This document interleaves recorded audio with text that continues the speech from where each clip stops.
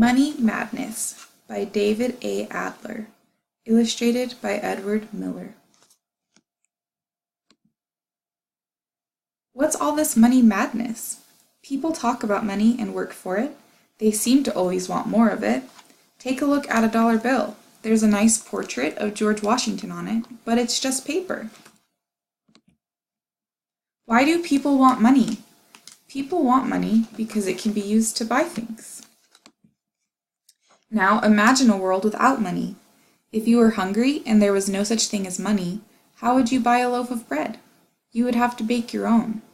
Without money, how would you get the ingredients for the bread? If no one would give or sell you flour, you would have to grow wheat, harvest it, grind it, and sift it before you would have flour for your bread. If there was no such thing as money and you needed new clothes, you would have to make them. Imagine if you had to knit your own sweater. Imagine if you had to raise a sheep and shear it, spin the wool to make the yarn, and then knit the sweater yourself. There was a time before money. Long ago, people couldn't buy things. When they were hungry, they gathered berries and killed animals. When they were cold, they gathered wood for their fires. Before there was money, people gathered and hunted for what they needed. They were self-sufficient.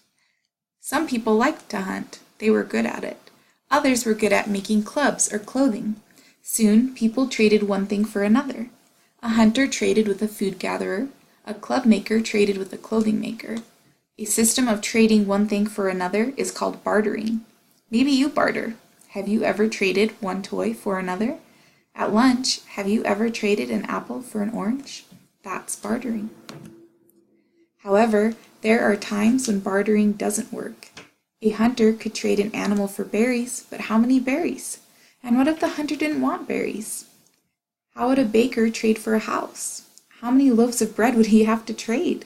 And why would anybody want so much bread? Long before a person could eat all that bread, most of it would be stale.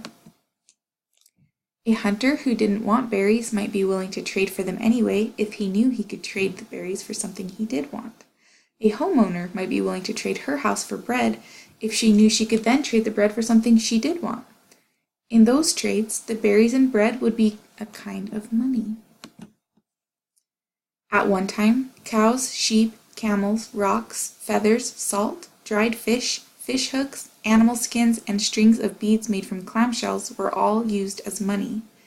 People valued cows, sheep, and camels, and they could always trade one of those animals for something they wanted.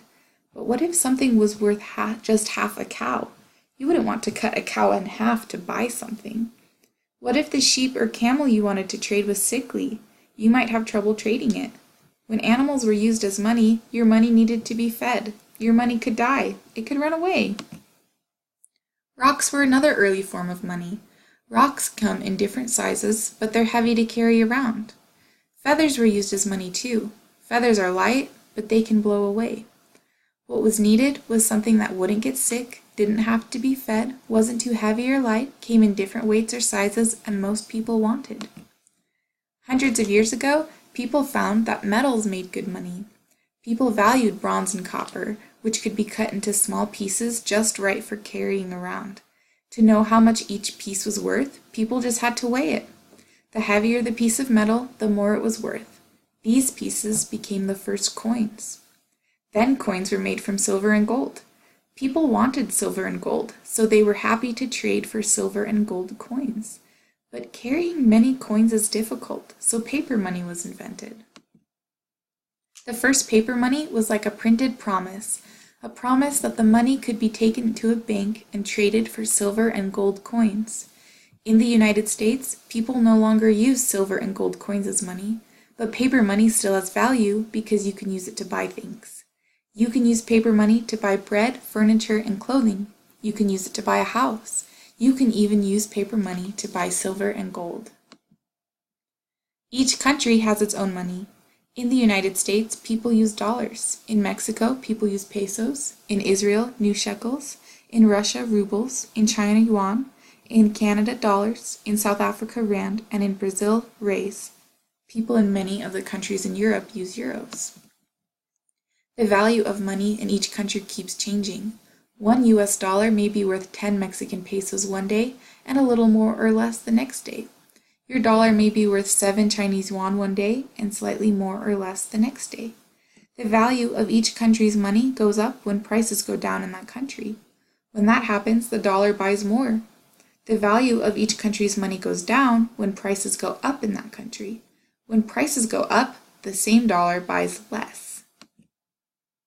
When prices go down, the value of a dollar goes up. For example, when a scoop of ice cream costs $1, each dollar buys 1 scoop. If prices go down and a scoop of ice cream now costs just 50 cents, a dollar buys double what it bought before. Now a dollar buys 2 scoops of ice cream. The value of a dollar in relation to ice cream went up. As prices in a country go down, not just for ice cream but for many, even most things, the value of its currency goes up. Checks and credit cards are money too because they can be used to buy things. Some people even use digital money. With digital money, there is a computer record of the money in an account. When you spend that money to buy a book or download music, the amount you spend is subtracted from your account. Even though you cannot see digital money, it's still money because it can be used to buy things. We no longer live in a world with just hunters and food gatherers. We live in a world with dancers, teachers, doctors, astronauts, dentists, and bakers. Without money, it's hard to imagine what a dancer would trade to buy a car. Without money, it's hard to imagine what a teacher would trade to buy a sweater. It's hard to imagine a world without money. Now reach into your pockets. Do you have any coins? Do you have any paper money? If you do, you're probably pleased. You know with money you can buy things you want. With money, you can buy things you need.